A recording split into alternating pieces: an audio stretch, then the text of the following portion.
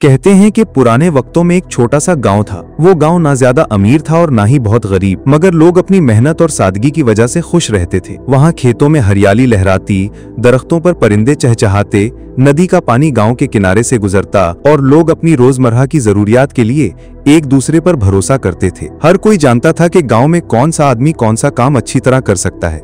कोई बढ़ई था, कोई लोहार, कोई किसान तो कोई दुकानदार। इन्हीं कारीगरों में एक दर्जी भी रहता था जिसका नाम बशीर था। बशीर की छोटी सी दुकान गांव के बीचों बीच बनी हुई थी। दुकान पर हमेशा रंग बिरंगे धागे, सुइयां, बटन और कपड़ों के टुकड़े बिखरे रहते। दूर से देखने पर लगता कि ये दुकान बहुत मसरूफ है और दर्जी दिन रात मेहनत करके लोगों की जरूरियात पूरी करता है। लेकिन असल कहानी कुछ और ही थी। बशीर जाहिरी तौर पर मेहनती और हुनरमंद लगता था, मगर दिल ही दिल में वो लालची और खुदगर्ज था। जब कोई किसान या मजदूर उसके पास आता और अपने लिए शलवार या कमीज सिलवाता तो बशीर हमेशा चालाकी दिखाता। वो कपड़ों में कमी कर देता। मिसाल के तौर पर अगर किसी ने 5 गज कपड़ा दिया तो वो सिर्फ 4.5 गज ही इस्तेमाल करता और बाकी आधा गज चुपके से अपने पास रख लेता। कभी वो कमीज के बाजू छोटे बना देता, कभी शलवार का पांचा तंग कर देता और कभी गले का कटाव कुछ ज्यादा कर देता। जब लोग शिकायत करते तो वो निहायत एतिमाद से जवाब देता, भाईजान कपड़ा ही कमजोर है, सिलाई का कोई कसूर नहीं। गरीब लोग सोचते कि शायद वाकई कपड़े में ही कोई कमी है। कुछ दिल ही दिल में शक भी करते, लेकिन चूंकि पूरे गांव में सिर्फ बशीर ही दर्जी था, इसलिए सब मजबूरी के तहत उसके पास जाना पड़ता। बशीर की लालच दिन ब दिन बढ़ती जा रही थी। उसके पास इतने कपड़ों के टुकड़े जमा हो गए कि वो अपनी बीवी और बच्चों के लिए भी जोड़े सिल सकता था। मगर लालच कभी खत्म नहीं होती, बल्कि बढ़ती जाती है। गांव के बच्चे जब नए कपड़े पहनकर ईद या शादी ब्याह पर निकलते तो अक्सर उनके कपड़े या तो छोटे लगते या ढीले ढाले होते। सब हैरान होते कि ऐसा क्यों है, मगर बशीर हर बार कोई ना कोई बहाना बना लेता। कभी वो कहता बच्चे बड़े हो गए हैं इसलिए कपड़े तंग हो गए हैं, कभी वो कहता सिलाई के दौरान कपड़ा सिकुड़ गया होगा। लोग खामोश हो जाते, मगर दिलों में शिकवा रहता। वक्त गुजरता गया और बशीर की आदतें मजीद पुख्ता होती गईं। वो जितना ज्यादा दूसरों को धोखा देता उतना ही उसे खुशी मिलती। वो सोचता, देखो ये सब लोग कितने सादा हैं, मैंने इनका आधा कपड़ा बचाकर अपने पास रखा और फिर भी ये मुझे ईमानदार समझते हैं। उसके दिल में गुरूर आ गया। फिर एक दिन गांव में एक नया वाकया पेश आया। एक मालदार शख्स जो शहर से आया था, गांव में अपने रिश्तेदारों के यहाँ ठहरा हुआ था। उसका नाम अब्दुल करीम था। वो बड़े रोबदार और संजीदा मिजाज के इंसान थे। उनके लिबास से ही जाहिर होता था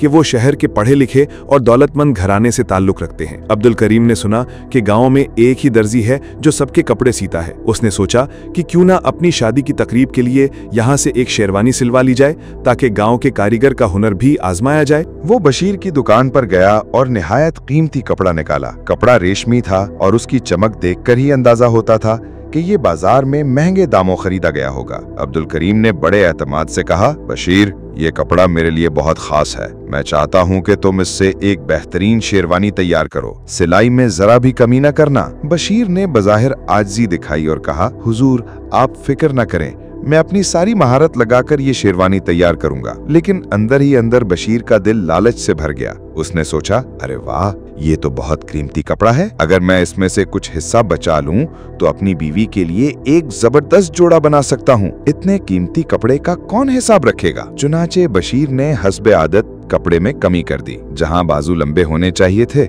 वो छोटे कर दिए, जहां सीने पर ज्यादा कपड़ा लगना चाहिए था वहां कपड़ा कम लगा दिया। उसने बड़ी चालाकी से कुछ हिस्सा अलग करके अपने घर ले गया। दिन गुजरते गए और आखिरकार शेरवानी तैयार हो गई। जिस दिन अब्दुल करीम शेरवानी लेने आया, बशीर ने बड़े फख्र से वो कपड़ा उसके सामने रखा। अब्दुल करीम ने जब शेरवानी पहनी तो सब लोग हैरान रह गए। शेरवानी न सिर्फ तंग थी बल्कि उसकी सिलाई भी बेढंगी लग रही थी। बाजू छोटे, गले का कटाव अजीब और लंबाई में कमी। अब्दुल करीम का चेहरा गुस्से से सुर्ख हो गया। उसने बुलंद आवाज में कहा, ये क्या मजाक है बशीर, मैंने तुम्हें इतना कीमती कपड़ा दिया और तुमने उसे जाया कर दिया। ये शेरवानी तो मेरे किसी काम की नहीं। आसपास के गांव वाले जो ये मंजर देखने के लिए जमा हो गए थे वो सब चौंक उठे। वो पहले ही बशीर से नाखुश थे और अब उनके दिलों की बात जबान पर आ गई। सब एक साथ बोल उठे, हाँ अब्दुल करीम भाई ठीक कहते हैं, ये बशीर हमें भी हर बार धोखा देता है। कभी कपड़ों में कमी कर देता है तो कभी साइज खराब कर देता है। बशीर ने घबराकर सफाई पेश करने की कोशिश की,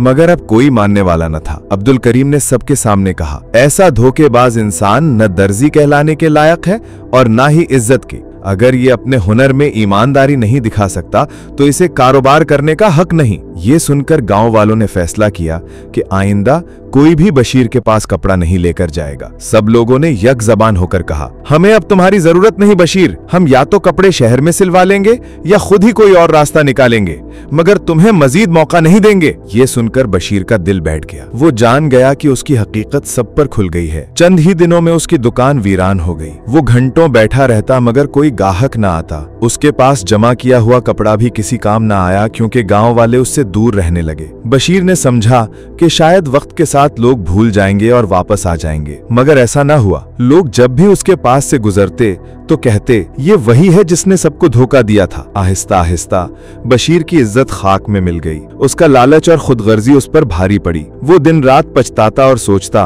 अगर मैं शुरू से ही ईमानदारी से काम करता तो आज भी गांव वाले मेरा एहतराम करते। लालच ने मुझे कहीं का न छोड़ा। सबक: लालच इंसान को बर्बाद कर देता है। जो दूसरों को धोखा देता है वो आखिरकार खुद अपने धोखे में फंस जाता है। ईमानदारी और दयानत ही इंसान की असल दौलत है, वरना लालच आर्जी खुशी देकर हमेशा के लिए इज्जत और सुकून छीन लेता है।